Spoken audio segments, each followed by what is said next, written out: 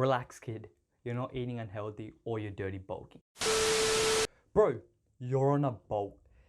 Which means two things. The first one being, well, sometimes you find it hard to get your calories in. And the other thing is, because you have that additional surplus, you like to reward yourself or eat those tasty treats more frequently because you also have the calories to do so. You know what I mean? That's why when we're on a bulk, usually we resort to things like adding honey or peanut butter into our oats to make it taste better.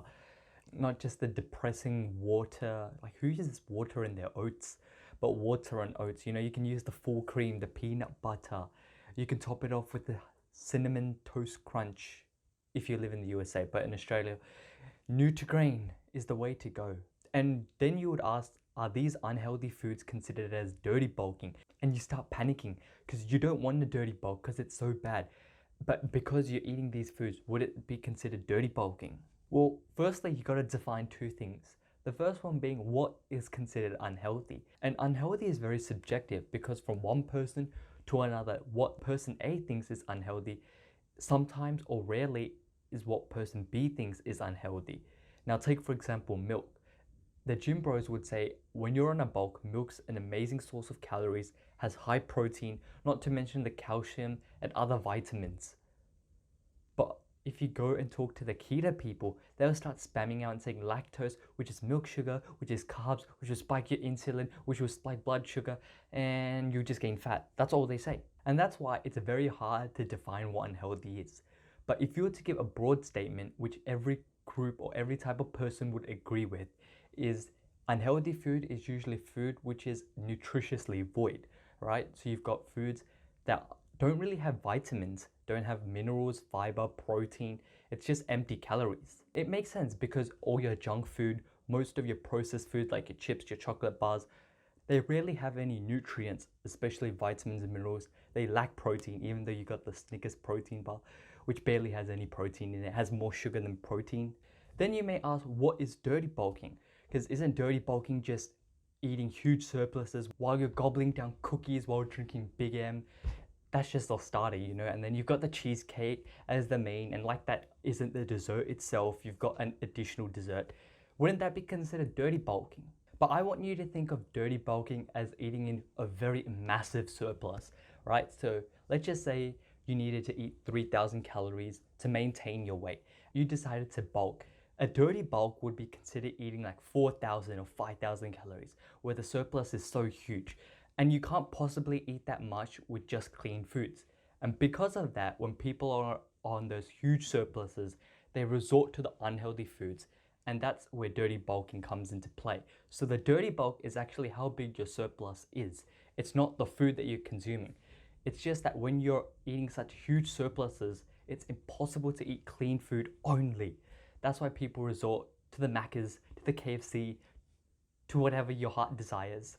But I do want to say, there isn't one defined amount. It's not like 1,000 calorie surplus means you're automatically dirty bulking.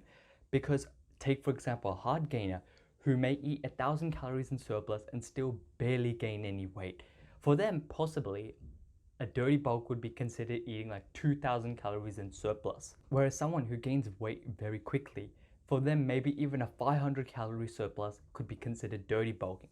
It just depends on the weight you're gaining and how quickly you're gaining. Because if you gain too quickly, that means you're eating in such a huge surplus. Usually to be able to hit that huge surplus goal, you resort to the junk food. And not to mention that huge amount of weight that you gain very quickly and it starts ticking up and up and up, and you're thinking you're making huge gains, majority of it will be fat.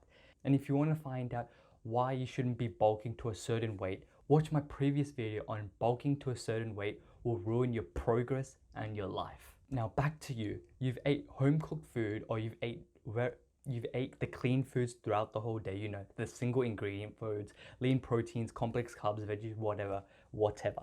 And because today you smashed a workout, you also got the PR, and throughout the whole week you've been eating clean. Today you decide to have, you know what, for one of my meals I'm meant to have this, but instead I'm gonna treat myself, you know, I'm gonna have a chocolate bar and possibly a donut or 2 donuts, I don't know, Boston cream wool, Tennyson. Relax, kid. You're not eating unhealthy or you're dirty bulking. And now you may ask, wait, how is that not eating unhealthy and how isn't that dirty bulking? Isn't eating unhealthy eating those nutritiously void foods? And is that donut and chocolates a nutritiously void food? Firstly, why it isn't considered dirty bulking is, so you've got your maintenance calories and every day you're eating in a moderate surplus above that throughout the whole week. You're not eating in a huge or massive surplus, which is the key term here. And because you're only eating in a moderate surplus, for one of the days, if you go over just by eating a chocolate bar, that won't automatically mean your whole week you've been dirty bulking or even that day you've been dirty bulking.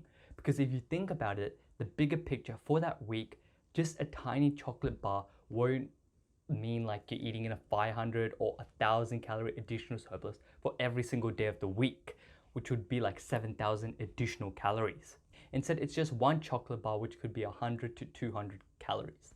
Not to mention, even on that day, you wouldn't be on a dirty bulk because remember, dirty bulk is a massive surplus and you're eating in a moderate surplus and just added a tiny chocolate bar on top for one day. But let's keep it clear. If for that meal you did decide to eat like 6 or 7 chocolate bars, of course, bro, you're dirty bulking. But then the question still remains, would it be considered unhealthy? I mean, isn't a chocolate bar just filled with sugar? Yes, but I want you to take a more holistic approach. Zoom out. And if you look at your whole diet, you've been eating majority clean for the whole week, which is a very good thing. As long as majority of your diet, like 80 to 90% is clean, it's very good to include 10 to 15% of the unhealthy, nutritiously void foods that you like. And in fact, it's actually positive to do that.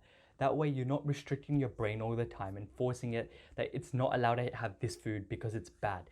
Having this black and white mindset makes it very difficult and very restrictive, which will not only cause psychological fatigue and constant drainage, but including 10% of your treats. You're reaping the rewards you put in when you're working hard in the gym. And eating in such small quantities of unhealthy foods will not cause a drastic impact to your health. It's not like every single bite of chocolate you eat, the probability that you will get diabetes increases by 1%, right? So nothing will happen if you delve into that chocolate bar once a week or every second day, your choice. But as long as you have that huge amount coming from cleaner foods and then tiny portions, like whether that be honey in your oats or a chocolate bar every second day, you won't be dirty bulking or eating unhealthy. Enjoy the best of both worlds. May the gains be with you and see you in the next one.